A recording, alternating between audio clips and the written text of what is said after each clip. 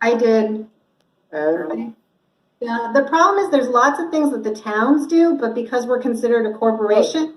no, you don't. You can bring it over, and they'll take it out of your car. You take it. I've done it before for this. You could bring. I brought almost anything, and they also do bulk paper shredding. Just try to make an appointment. Westchester Recycling? It's right next to Westchester Medical Center, about half a block down. It's off of the Spring.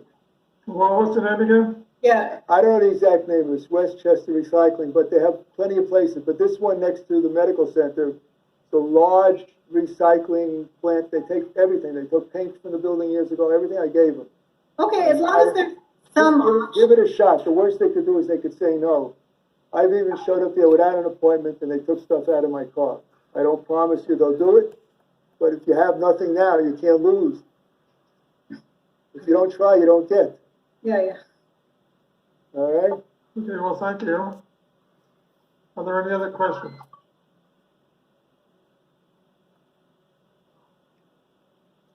Carl, you've muted yourself again. I just like to keep testing the sound. I'm going to promote, where'd he go? Oh, Jazz Beer, but I guess he doesn't want to talk now, so he took his hand down. Jazz Beer, if you want to speak, raise your hand again and I'll recognize you. Oh, here he is. Okay. I'm promoting him to panelist, and he'll have to unmute himself. It's a shame. I apologize. Nami. Nami, you have to unmute yourself. There you go. Oh no. She got lost. Let me try and bring her back. She's in California. Hold on. All right, in the meantime, is there any other questions, Carl? No, that's it. Here, I think I got her again. Okay. Second try. Good. Okay. She's still muted. She has to unmute. I'll ask her. I can only. There we go. Okay, thank you so much, Carl. We made it. I appreciate, and by the way, everybody knows me as Nami, so for some reason on Zoom, I show up as just Veerkor. My question is actually more to John, Ricky, regarding the disposal of all those hazardous materials down the compactor chutes. As you remember, we had to go through many memos and bulletins to make sure that nobody was throwing. And I just wanted you to speak to that has that whole matter improved? Did that help? Any recent occurrences or anything of that kind? Well, I have to say it's improved since we've sent out some memos, and I'm glad to say that on occasion we see problems and we put out a general memo, but we haven't had any problems in recent months, so that's good. Okay, that's good news. Thank you. Thanks, Tommy. Also, somebody was able to post in the chat the link for the disposal of the materials that Les was referring to. So Very good. all right, I don't see any other questions at the moment. Anybody has a question, raise your hand now. Okay, so we are able to proceed to the next item, which I'm going to just go over a few things. right. Obviously, this year's overriding event was the COVID pandemic. The pandemic has greatly affected, obviously, the Riveredge. The board's main priority has been the safety of all the residents.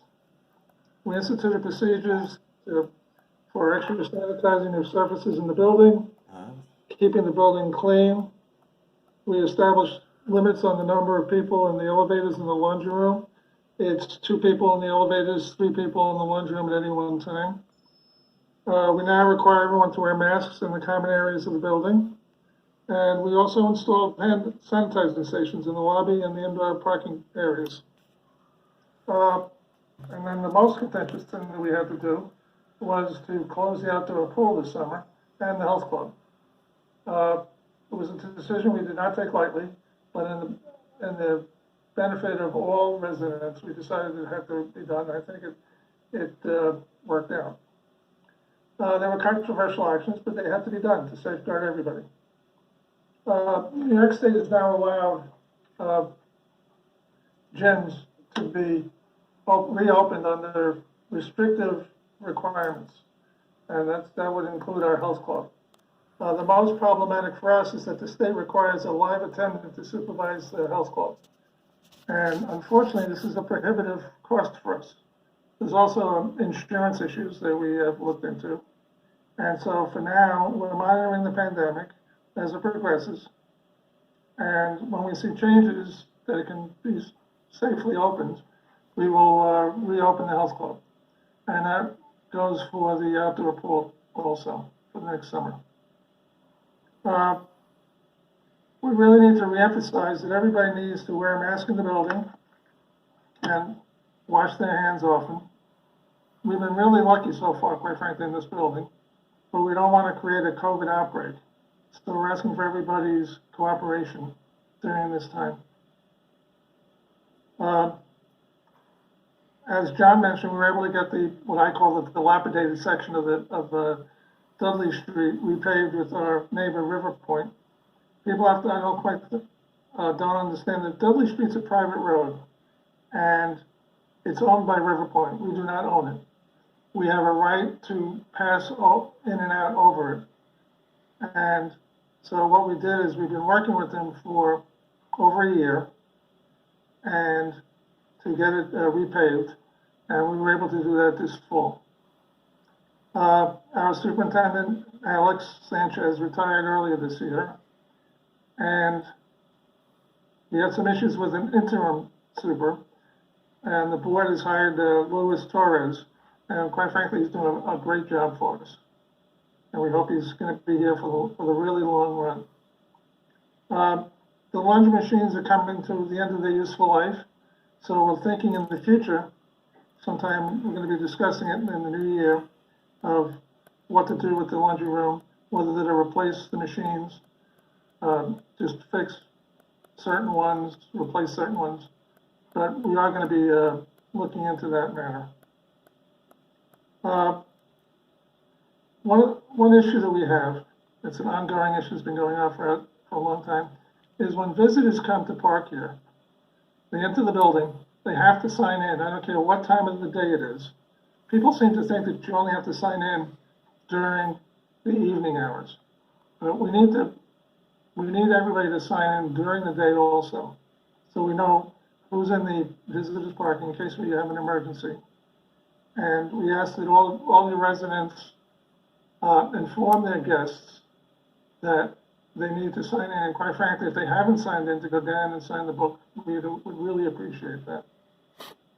The only other major project that we're looking at in the future this year is probably some engineering expenses to bring the indoor garages into code. There's been some recent changes in New York State law.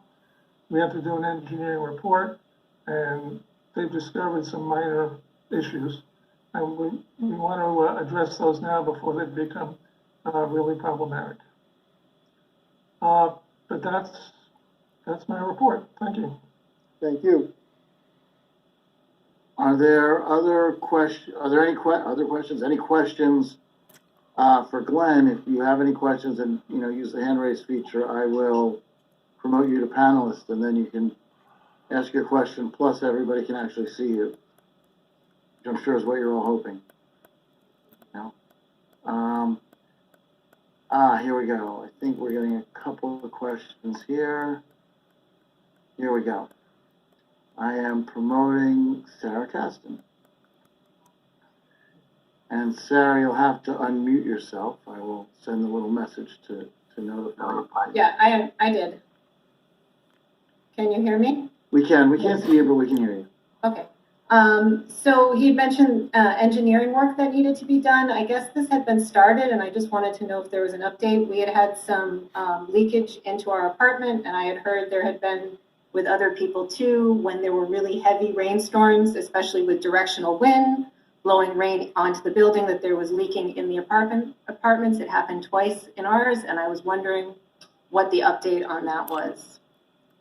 Well, my understanding is that the engineers were on site here, and they have looked at your apartment and I believe two other apartments. And they're putting together basically a proposal or a report as to what can be done to remedy those situations. So that is part of the work that will probably be done this year. Okay, thank you very much. Thank you. Perfect. Okay, we have a question from Jean. I'm promoting Jean to panelist as well, so she can be seen, and I will ask her to unmute, or I think it's a her. Okay, Jean, you're unmuted. We can hear you. But only if you say something.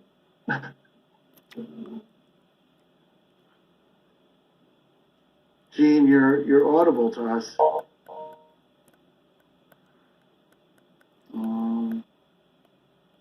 Okay, Jean is. We're gonna give Jean the old auctioneer. All right, we'll come back to her. All right, Jean, I'm going to put you back as an attendee. If you want to ask a question, raise your hand again, and we will recognize you. Okay, I don't actually see anybody else raising their hand. Okay. So I think you're good as far as questions. From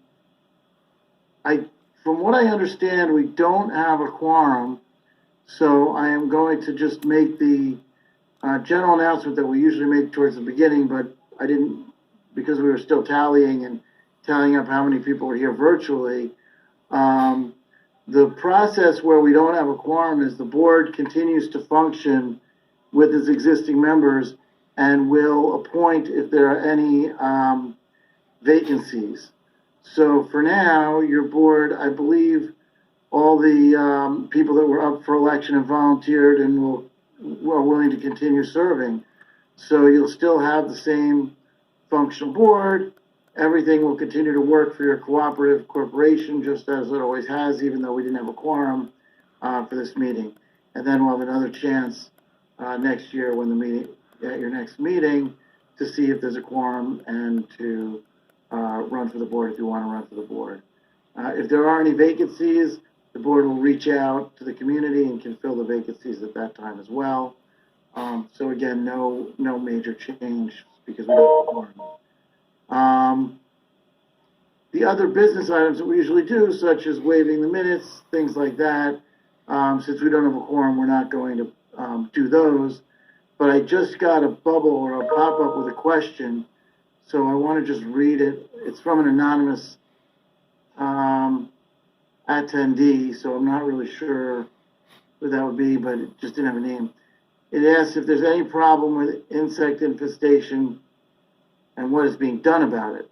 So I don't know if this person's having a problem, but have we had any issues? I assume there's regular extermination and things like that. John, do you have any? Yeah, I'm not aware of any. We have a system where people can sign up for extermination in the building on a bi-weekly basis. So if anybody's having problems, they should make sure you're on the list and the exterminator will come to your unit. That's how it works. So, right, okay. So, sounds like not a problem, but if there is one, use the current options. Exactly. No, The list is kept by the superintendent, so that's who you should contact. right. There is no building-wide problem, but there might individual apartments may have a problem, and so they could request that service through Building Link and ask for the come the next time that they're here. They come on Saturdays every other weekend. Very good. There aren't any other hands raised. Oh wait, I have a question in the chat. It says, can the gym and pool HVAC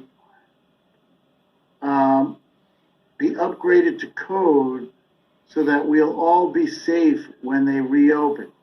I can answer Would that. you like to answer that? We've already had HVAC company come in And we have a dual system. They already installed, I think it's called a MERV 3 or a MERV 5 system. It's an ionization filter that goes above the thing. We're basically ready to open the gym when the state says so. We have all the necessary things. Yeah, I mean, I will say that, sorry, that's my dog.